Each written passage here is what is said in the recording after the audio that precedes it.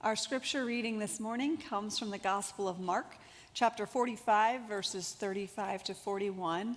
You're welcome to follow along in your bulletins if you'd like to. On that day, when evening had come, Jesus said to them, "Let us go across to the other side." And leaving the crowd behind, they took him with them in the boat, just as he was. Other boats were with him. A great gale arose, and the waves beat into the boat so that the boat was already being swamped. But he was in the stern, asleep on a cushion. And they woke him up and said to him, "Teacher, do you not care that we are perishing?" He woke up and rebuked the wind and said to the sea, "Peace, be still." Then the wind ceased, and there was a dead calm. He said to them, "Why are you afraid? Have you still no faith?" And they were filled with great awe and said to one another, "Who then is this, that even the wind and the sea obey him?"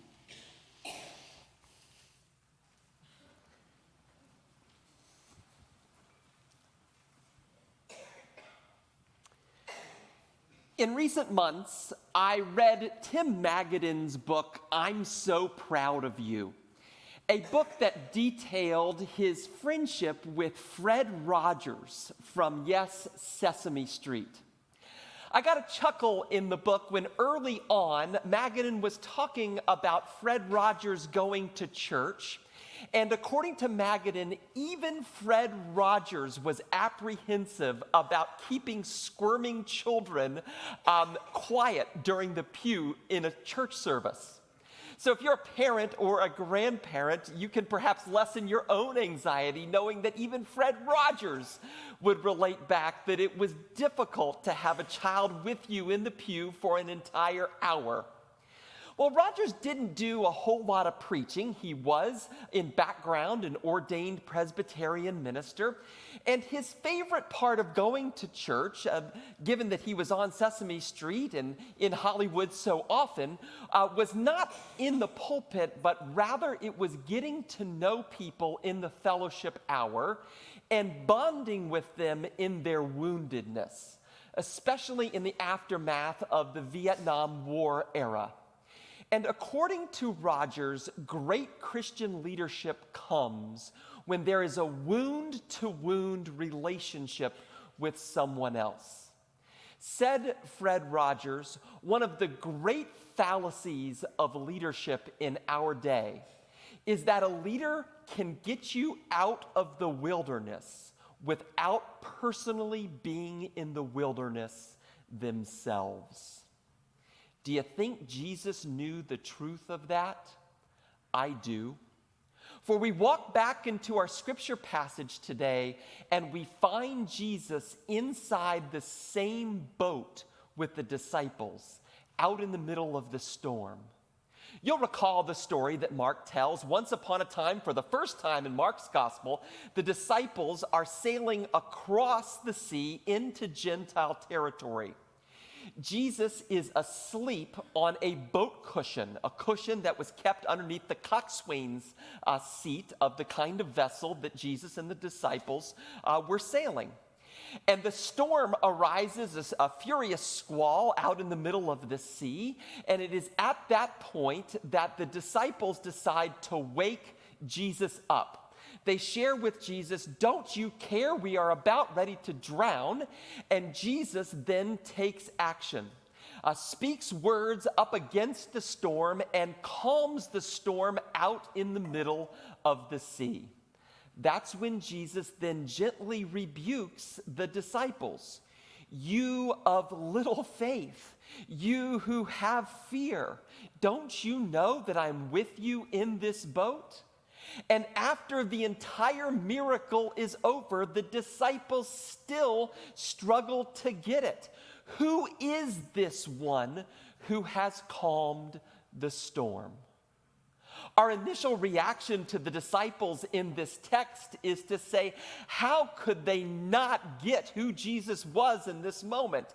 Jesus has presented to them right before their eyes a miracle. And throughout Mark's gospel, part of what you see is the disciples depicted as failures. They were, as my New Testament professor put it in graduate school, all a group of knuckleheads in Mark's gospel. They struggled to ever get who Jesus was in various different moments, even when a miracle was witnessed. And my initial reaction to this text is to simply say, you knuckleheads on this boat, how could you not recognize that it was Jesus who did this on your behalf?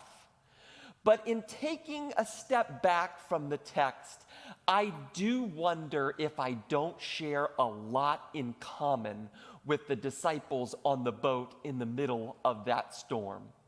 Because I know this about when I experience one of life's storms. So often in it all, I will cry out with raw human emotions those exact same words that the disciples cried out to Jesus, making believe that Jesus is perhaps absent or apathetic about the storm. Have you ever begun a prayer that way?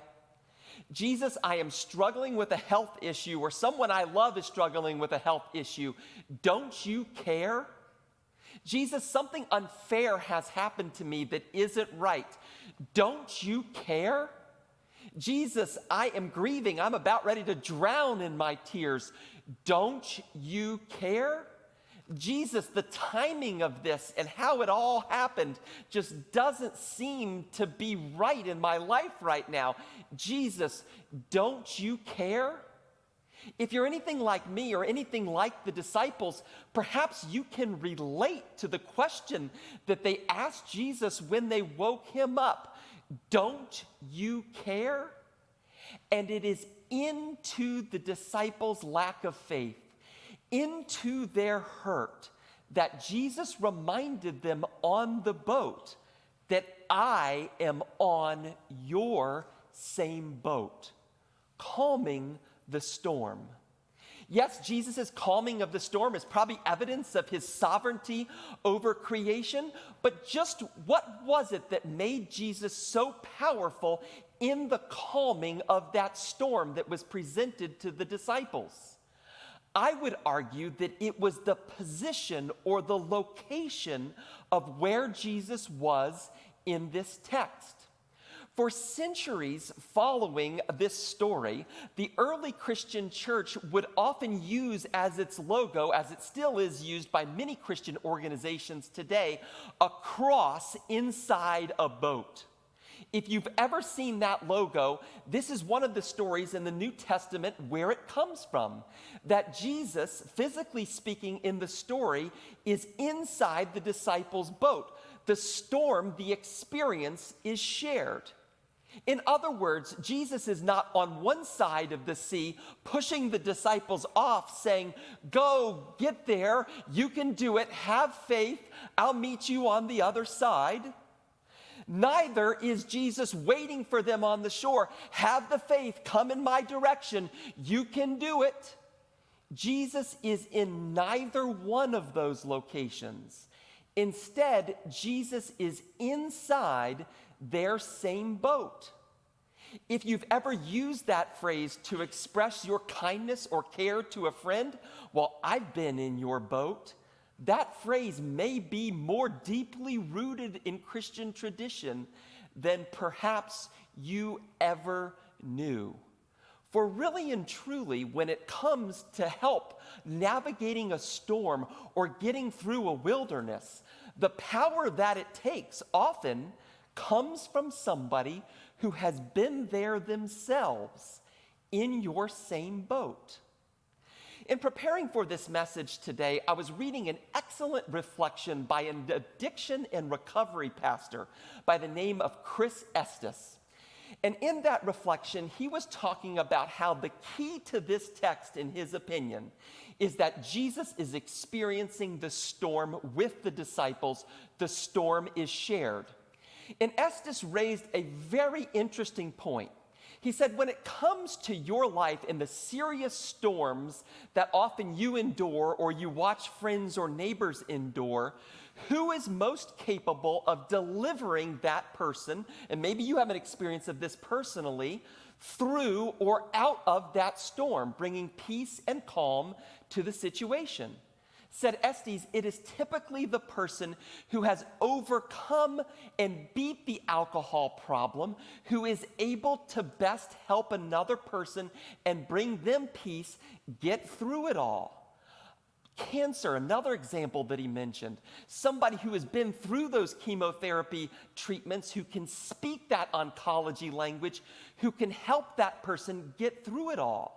Another example he mentioned would be kidney dialysis. In a kidney dialysis unit, only somebody who is hooked up to that same machine that is next to you can help you get through it all. Grief. I know what it's like to wake up in the middle of the night when I lost my spouse. That person is best positioned to help you through. Why? Because they have been inside the storm. That is where Jesus is in this moment. I can help you through because I've been in your boat. That's also where the sleeping dimension of this text comes in, I believe. For really and truly, when you consider that image that I presented to the children just a few moments ago, it is an unusually human image of Christ, is it not? The divinity of the world sleeping atop a boat cushion. It is one of the many small glimpses of Jesus' humanity throughout the Markan narrative. And this one, I would suggest back to you, is incredibly powerful. For what Jesus is communicating here by sleeping in the midst of the storm is, yes, I am a calm, non-anxious presence as we embark on this together, but I also want to let you know, disciples, that I am exhausted. Like you, I sleep. And because I am with you and human and sleeping and wrapped in your very same skin, I have the power to help you through this storm. And that narrative will continue throughout Mark's gospel. Jesus, I am afraid. I know what that's like. I've looked into the eyes of Roman soldiers. Jesus, I'm struggling to have faith. I feel you there too. I've been in your same boat. I know what it's like to be in the Garden of Gethsemane. Jesus, I feel so alone as a human being. Well, I know what that's like too. I have been betrayed by friends. That is the power of Christ in this text to calm the storm. The Christ who sleeps on a boat cushion can share back with the disciples, I've been in your boat. And being inside their boat, Jesus can bring calm and peace like none other to them and yes, to us. I'll close with a final personal story of something that happened to me a few months ago. Our family pet, unfortunately, after 16 years, passed away. And she was a wonderful pet, and I recall in the months leading up to her death, I found myself in the vet's office at an emergency appointment, wondering exactly what I should do. Our pet was in a pet carrier, and I was sitting in the receptionist's office waiting for my appointment. And there was a woman sitting next to me in the receptionist's office who struck up a conversation, and she asked why I was here, and she got a little bit more than she signed up for. I began to tell her and walk her through all of the scenarios and the decisions I needed to make and the timing of the situation. And I went on and on and on, and she listened to me. And I noted in that moment what she did not say to me. None of the cliches or trite sayings that you might expect, such as, well, remember, God has a plan. Or have you gone on your phone to look at this medication? Or everything happens for a reason, or just trust that the timing is right. She said none of those things. Instead, after listening to me for many minutes, she took a deep breath, swallowed, and went like this. And my eyes looked down at her dog, who was older and who was sleeping on the ground. And she simply looked at me and said, "I'm in your same boat." In that moment, did she give me all the faith I needed? No. Did she take away my fear completely? No. But was there anything better that she could have said in that moment that would have given me more peace and more calm? I don't believe so. For what she shared with me is that she got it. She understood. She too was human. She was in my same boat. If you brought to worship this morning one of life's storms, overhear the good news of Jesus back to the disciples in this text. I too sleep like you do. I've been in your boat. I've been in your same storm. Have peace. Be calm. And amidst it all, with Jesus in your boat, don't forget when the opportunity arises to maybe even sneak in a smile.